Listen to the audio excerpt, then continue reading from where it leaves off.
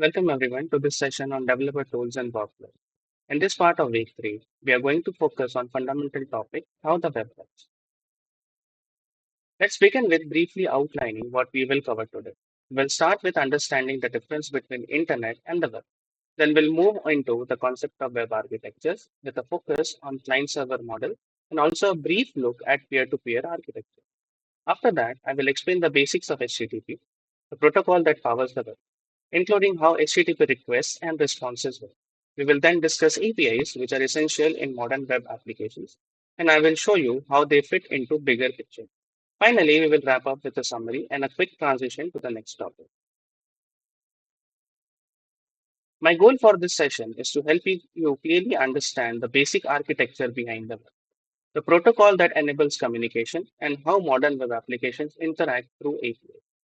I will walk you through these concepts in a clear and a structured way so that by the end, you will have a practical understanding of what's really happening behind the scenes and whenever you visit a website or use a web-based service.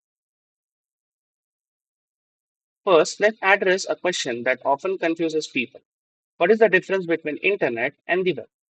The internet is an actual physical network that connects computers across the world. Think of it as an infrastructure, the cables laid under the oceans, the routers sitting in data centers, and even the satellites orbiting the Earth. All these components make up the global internet. On the other hand, the web or the World Wide Web is just one of the services that operate on top of this infrastructure. The web is a way to access and share information over the internet using specific protocols. The most common being HTTP. So whenever you open a web browser and visit a web page, you are using web, which is essentially riding on top of internet's infrastructure. Now that we understand the difference, let's talk about web architecture. The most common architecture is known as client-server architecture. This model is straightforward but very powerful. In this setup, the client, usually your web browser or a mobile phone, sends a request for some information or service. The server, which typically is a machine in a data center, processes that request and responds with the appropriate data. For example, when you visit the new website, your browser requests an article, and the server responds with HTML, CSS, and JavaScript needed to display that article on your screen. Another architecture you might come across is called peer-to-peer or P2P architecture. Unlike the client-server model, this is a decentralized. In a P2P network, each device or a node acts both as a client and the server. That means peers can request resources and also provide resources to the others. This model is commonly used in file sharing systems and some blockchain based technologies. Now, let's take a closer look at the client server architecture. In this model, the client is responsible for initiating a request. Typically, this is done through a web browser or a mobile app. The server, on the other hand, is a centralized system that handles storing data and processing these requests. For example, when you visit a news website and click on the article, your browser sends a request to the server.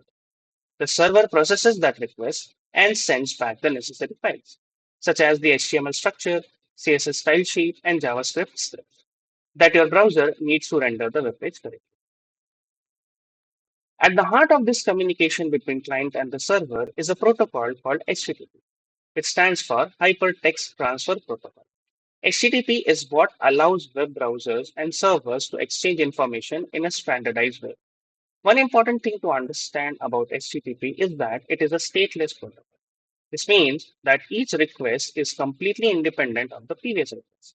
The server does not retain any memory of past interaction. Every new request is treated as if it is the first. HTTP is also text-based, which makes it human readable. This is why you can easily inspect HTTP requests and responses in your browser's developer console. HTTP defines several request methods, each serving a specific purpose. The GET method is used when the client wants to retrieve data from the server. The POST is used when the client needs to send data to the server, such as submitting a form. PUT is meant for updating existing data on the server, while delete is used when the client wants to remove the data. Understanding the structure of an HTTP request is also important. Each request starts with a start line, which specifies the HTTP method. the URL being requested, and the HTTP version. Following that, there are headers that provide metadata about the request, such as the content type or the authorization token. Some requests, particularly the post and the put, include a body containing the data that is being sent to the server. Server responds to this request with response code that indicate whether the request was successful or not. For example, 200 OK means the request was successful and the server has returned to the expected data. 400 bad requests indicates that something was wrong with the request itself, perhaps due to invalid syntax. 404 not found tells us that the requested resource doesn't exist on the server. Finally, 500 internal server error gives or signals that something went wrong on the server side. Moving on, let's discuss APIs or application programming interfaces. APIs are essential tools that allow different software applications to communicate with each other. A helpful analogy is that to think of an API as a restaurant menu. The menu tells you what dishes you can order and what the chef will prepare for you. But you don't need to know how the kitchen operates internally. Similarly, an API tells you what data or services are available and how you should request them without exposing the inner workings of the system providing these resources. In practice, an API works like the client makes a request to a specific endpoint, which is just a URL that represents a resource. The server processes this request and sends back a response, often a structured format like JSON. APIs are used everywhere in the modern web application. Common examples including fetching weather data from a public API, posting a comment on a social media platform, or retrieving user data from a database. For example, when you make a request to an endpoint like https api.example.com user, the server might respond with a list of users in a JSON form. This allows your application to easily consume and display this information. To make this more concrete, consider an example of a public API called JSON placeholder, which mimics the real world APIs for testing purposes.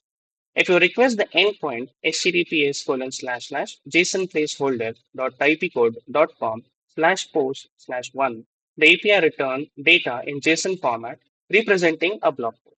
The response might look like the one shown here. It will include fields such as user ID, title, and the body. The example demonstrates exactly how a blog frontend might fetch content from a backend service to an API. Okay, now let us try to understand how a request is made to the server and what do you get as a response from the server with the help of browser and other agents.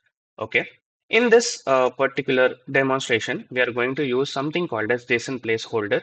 This website is a set of free APIs that allows you to test your frontend. So what we are going to do is you can scroll down at the bottom to see what all endpoints it provides or what all resources it provides. JSON placeholder comes with a set of 6 common resources, and these resources are /post, /comments, /albums, /photos, /to-dos, and /users. And these are the corresponding responses that they return, which is all going to be a dummy response. To make a test, what we are going to do is just open a new tab, and if you notice the URL, you will see that there is this endpoint /post added at the end. Now, when you make a request to this endpoint, what you just have to do is go to the URL tab and hit enter. When you hit enter, you will see that there is a response returned in the form of an API. So what is this return is a JSON response, which is basically an API response created by the server or rendered or returned by the server. Now, to understand what was the request made and what is the response received, the other metadata of the request, what we are going to do is you can just right click on anywhere on the browser and just click on inspect. On the right hand side, this layout will open. This layout is basically called as developer tools, which will tell you about everything about the request that you have made, everything that is rendered on this page. For the demonstration purpose, what we are going to do is we'll go to this network tab and reload this page to actually get what the response we got. Now, if you carefully look at this place, it will give you the headers. These are the request headers, that is the meta information that was sent to the server along with the request that we have made. You will get information like what was the request URL, what was request method, what is the status code, what are other remote addresses and referrer policy. We will get some response headers like access control, allow credentials, age, cache control, date, expires, etc. -1 represents that it is never going to expire. What is important to us is also see what was the response returned by the server. So here you can see the response return is basically again the JSON, which we can see directly on the browser. The other way of making requests to the server is also using some third-party agents which are there to make a request to the servers. The limitation with making a request to the server with a browser is you can only make get and post request. Methods, HTTP verbs like put and delete cannot be used with the help of browser. When it comes to post method, you can use browser and you can make a post request only with the help of form. To be able to make request with multiple other HTTP verbs, you can use third-party agents. In this case, I'm going to use Postman. Now, if you go to the Postman page, you will see a lot of information. The most important information or the most important field for this case is going to be the request tab. This is place where we can not only put in the URL that we are required, but also select the method that we are going to make the request with. When you hit enter, you will receive response here. So you can see multiple other things like request body, cookies, headers. Your response can be seen in multiple ways like JSON, preview, and then you can visualize it. What is important to us is go to headers, and here you will see the date of the request made, the content type that was returned by the response, the transfer encoding, connection, access control, allow credentials, which was similar when it was in the case of browser, what was the return type or the status code, and what was the time it was taken to receive or send this response. With this, we can test our endpoints and check what the response they return and also make requests with multiple other endpoints. I hope this is clear. Now we will get back to our slides. Before we conclude this session, let us briefly summarize the key points we have covered. You have learned about the difference between the web and the internet and how the client-server model serves as a backbone of the web communication. You now understand that HTTP is a protocol enabling these communications, supporting various request methods such as GET and POST, and how these interactions are stateless and structured with headers and status codes. Finally, you have seen how APIs provide a structured way for different applications to communicate and exchange data. With this foundational understanding of how the web works, we are ready to move forward. In our next session, we will shift our focus to version control using Diploma. This will build on whatever you have learned today and helping you manage your code and collaborate effectively with it. Thank you for your attention. Let's meet in the next session. Thank you.